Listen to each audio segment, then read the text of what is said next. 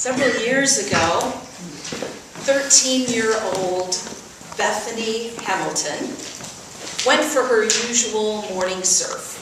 At 13 years old, she was a regular surfer. But that day, she was attacked by a shark, lost her left arm. They wrapped her up as best they could and they rushed her off to the hospital. And by the time she was there, she had lost 60% of her blood. She then lost her arm, and it was just a coincidence that her father happened to be in the hospital that morning to have knee surgery. So she actually had surgery in the OR that had been prepared for her father. And a month later, Bethany Hamilton was back on the surfboard. She arranged for it to be different because her weight was different, and now she actually surfs on a completely normal skateboard, a normal surfboard, and she went on to win national awards, write a book, have the book produced into a movie, and become an inspirational speaker around the world. She now has 2 children that she's raising with 1 arm and a husband.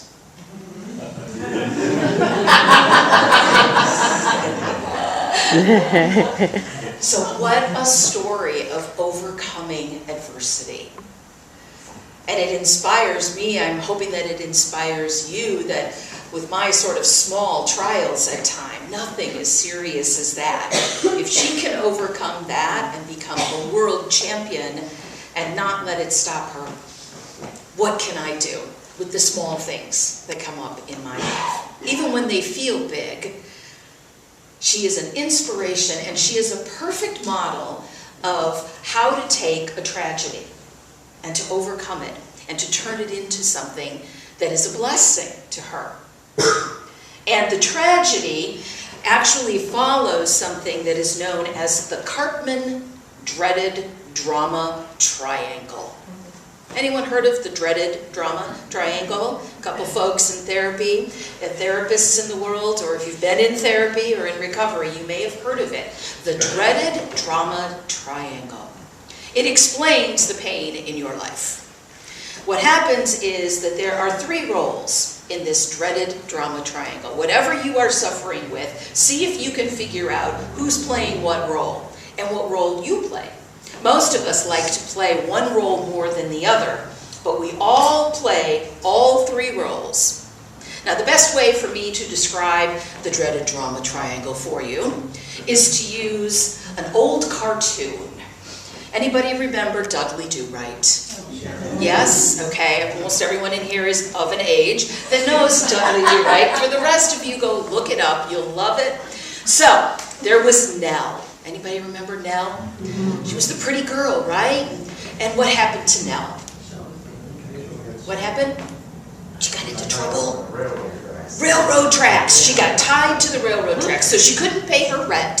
She was supposed to pay her rent was a common theme. There were lots of different ones. But the most common was she needed to pay her rent and she couldn't pay her rent. And so who came to collect the rent? Anyone remember? Snidely Whiplash. So there we go. So Nell says, I can't pay the rent. And Snidely says, you must pay the rent. I can't pay the rent. I'm going to tie you to the railroad tracks. So he tied her up and he put her on the railroad tracks. And the train is coming. And who comes to rescue her? Dudley. Who remembers what he used to say? Here I come to save the day. Those are our 3 characters in the dreaded drama triangle. So first we have Nell tied to the railroad tracks. She is our victim. She is the poor victim, yes? Yes, she is being persecuted by Snidely Whiplash, the persecutor. The bad guy, the evil one. And then who is Dudley Do-Right? The hero. The hero. We call him the rescuer in the triangle model. So there is a victim, a persecutor, and a rescuer. Now think about situations in your life where that plays out. It started, whether you know it or not, in childhood. How many of you had siblings? Okay, that's the easiest one to start with. You were probably the victim of your horrible other sibling. they hit you first, right? You were the victim. Mom, he hit me first. So you were the victim. Your brother or sister was the persecutor, and who rescued you? Mom. That was your first dreaded drama triangle, most likely. It was unfair. You had done nothing wrong. You were the purely innocent victim, and this horrible person came along and did something to you, and then someone needed to fix it. And unfortunately, that was reinforced over time, that everything was happening outside of you.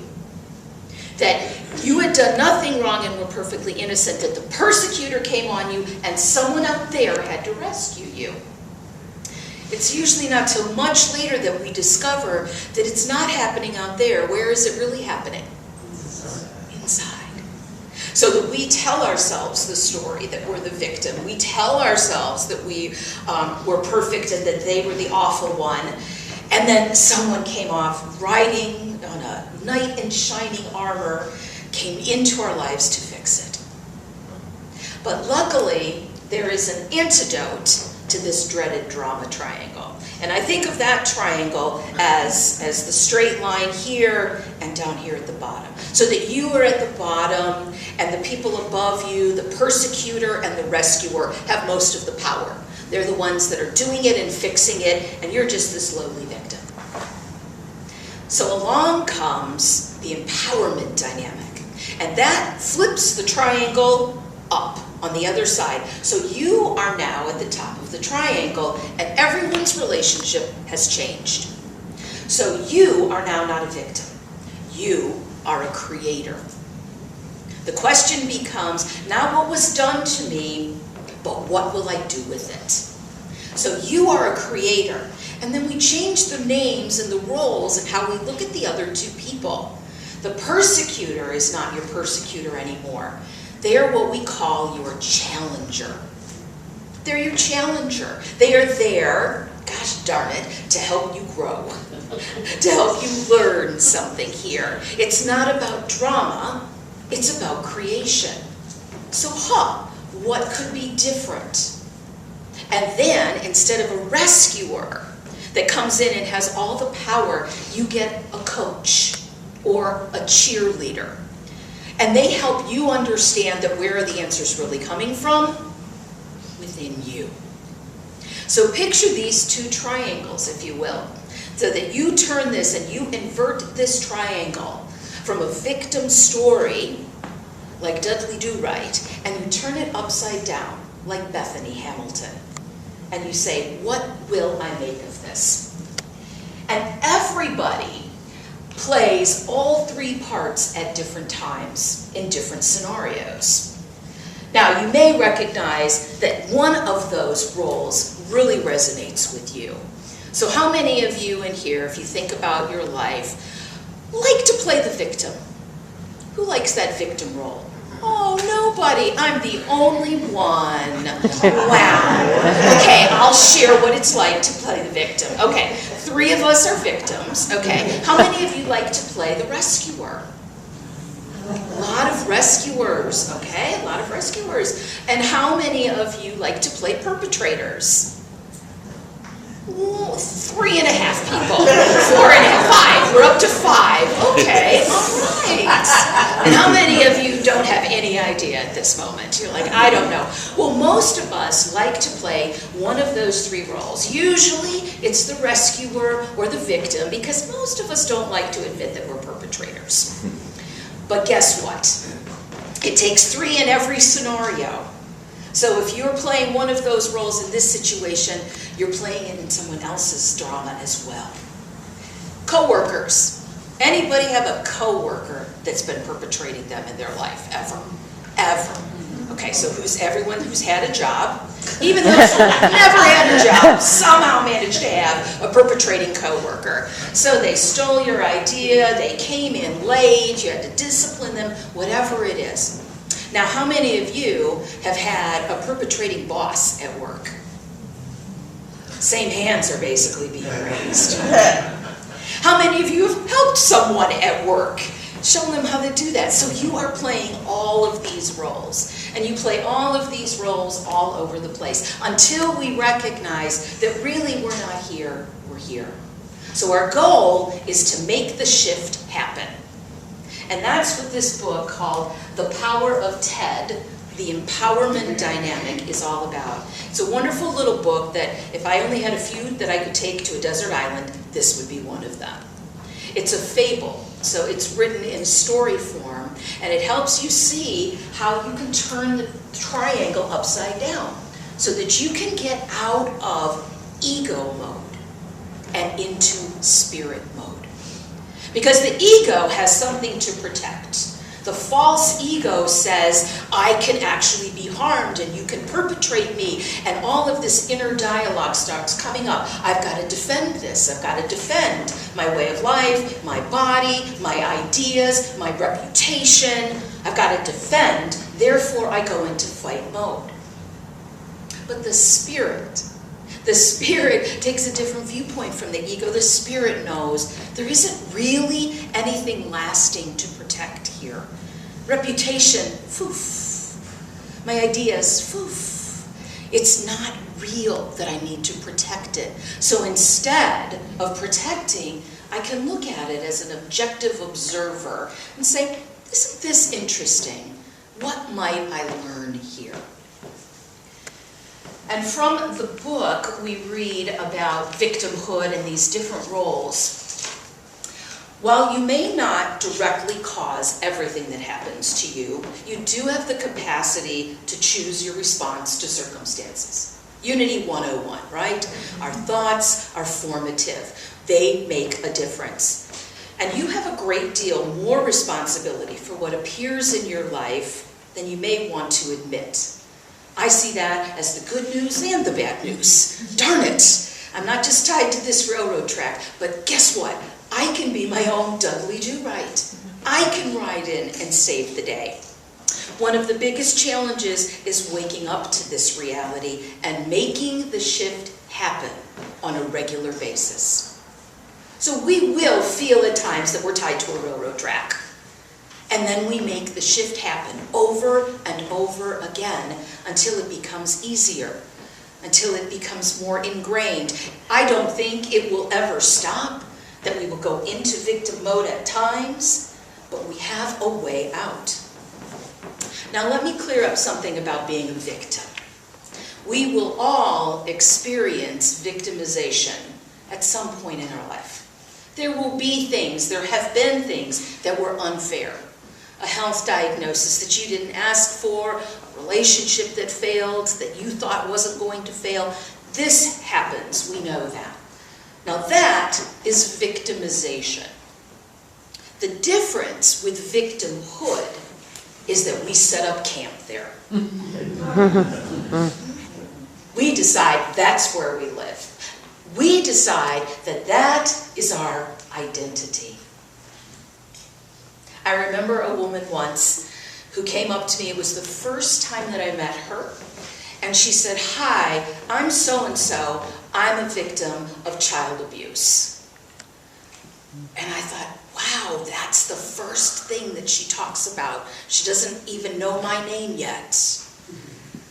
And I know that there is a lot of processing that goes with any kind of victimization that might happen to us. But is that my identity?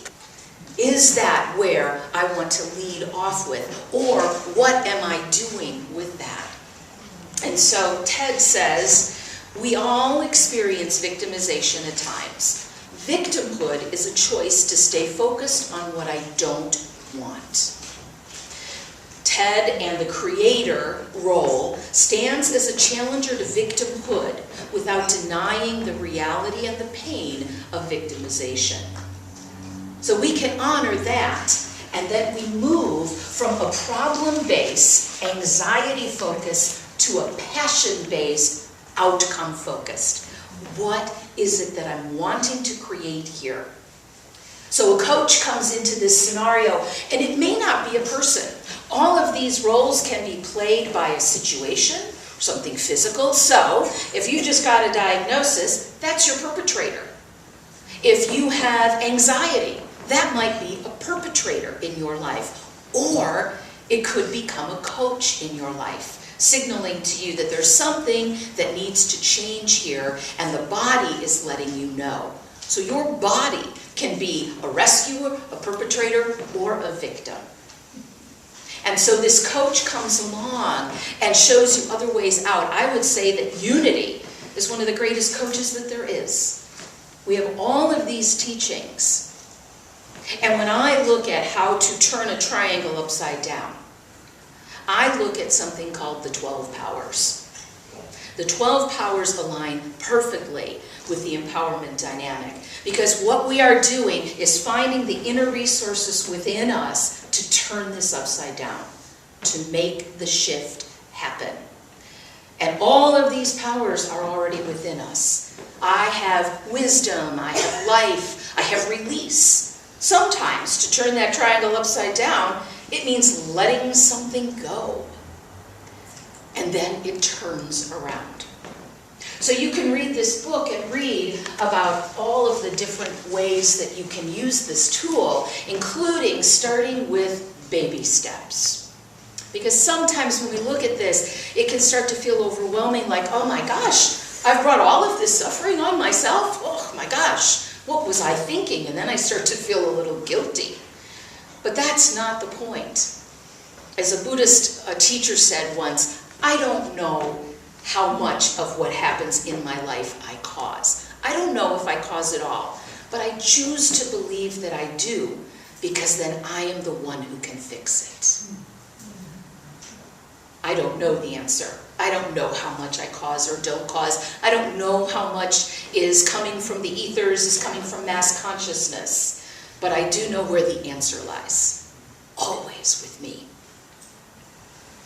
So the focus in the creator orientation is on a vision or an outcome. And picture our surfboarder. Her vision, her creation, instead of just, I've lost my arm, I've lost my arm. And of course, I can't even imagine the grieving that goes with that. But within a month to say, I have a vision, I am still going to surf. You orient your thoughts and actions toward creating what you most want to see or experience in your life. Sometimes the vision or outcome may be completely clear to you. At other times, it may only be a vague general idea about where you want to go. But you have this idea, you have this pull, you have the unity teachings that affirm over and over again, I am not just an ego here, I am more than ego, I am spirit beyond knowing. I am an infinite being, and there is something more to this than what I see in this realm. And so I'm ready to make a shift happen. So imagine you are a filmmaker, and you decide that you want to do the logical thing and go to film school. And you apply once, and you're rejected. And you apply twice, and you're rejected. What do? What would you do as a creator in that situation? Keep trying? Make a film. Make a film? That's exactly what Steven Spielberg did. Rejected twice from the USC Film School, he now sits on the board of trustees. But he didn't let 2 rejections stop him. He went on. You might go to a different school, and certainly today, it's much easier to make your own film. So imagine that you're a rap star. You want to be a rap star, and you've got this great music, and no label will sign you. What do? Make your own label. That's what Jay-Z did. And now he's one of the richest men in the world because he didn't let him stop him. And I could see where you would certainly want to get into victim mode. I can't believe I didn't get into school. I can't believe I can't get signed. Okay, that's phase 1. Now I'm going to make the shift happen, and I'm going to make it about what I'm able to do here. So we turn it upside down. We use the unity teachings, and we find the empowerment that is ours. That's why it's called the empowerment dynamic. Out of drama into empowerment. William James said, the greatest weapon against stress is our ability to choose one thought over another. That's what we're always doing here.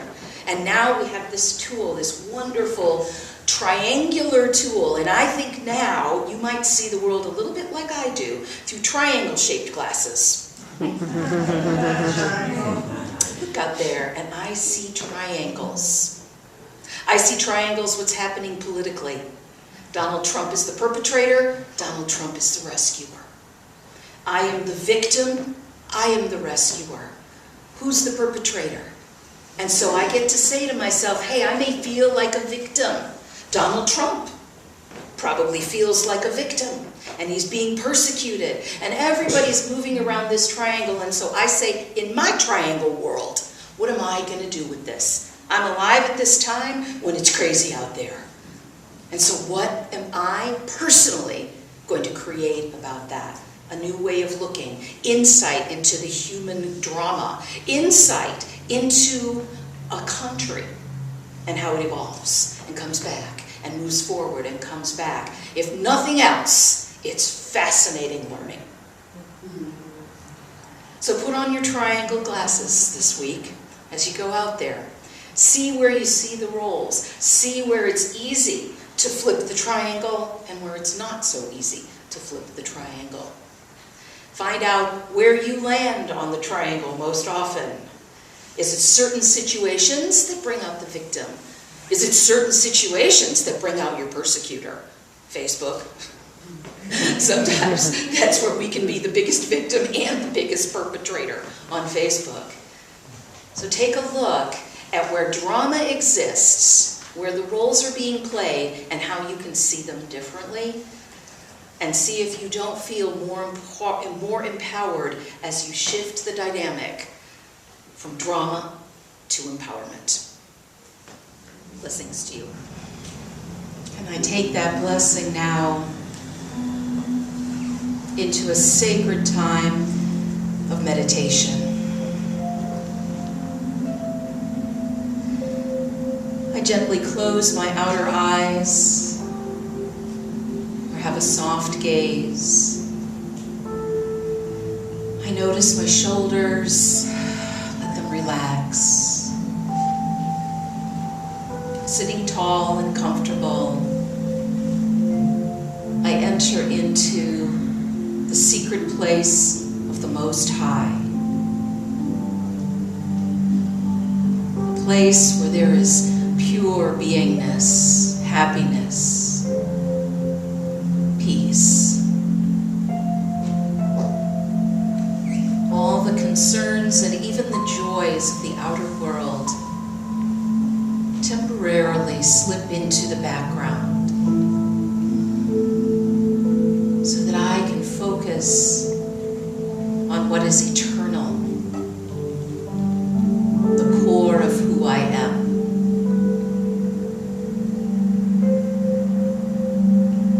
Here I am safe, I am strong. It is a world filled with the divine ideas that become reality.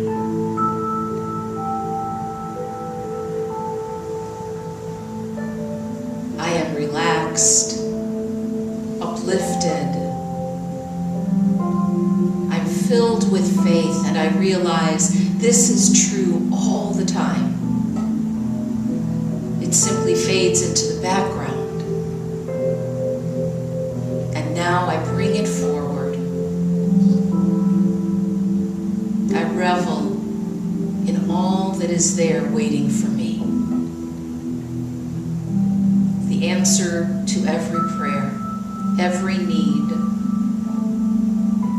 abundance beyond belief.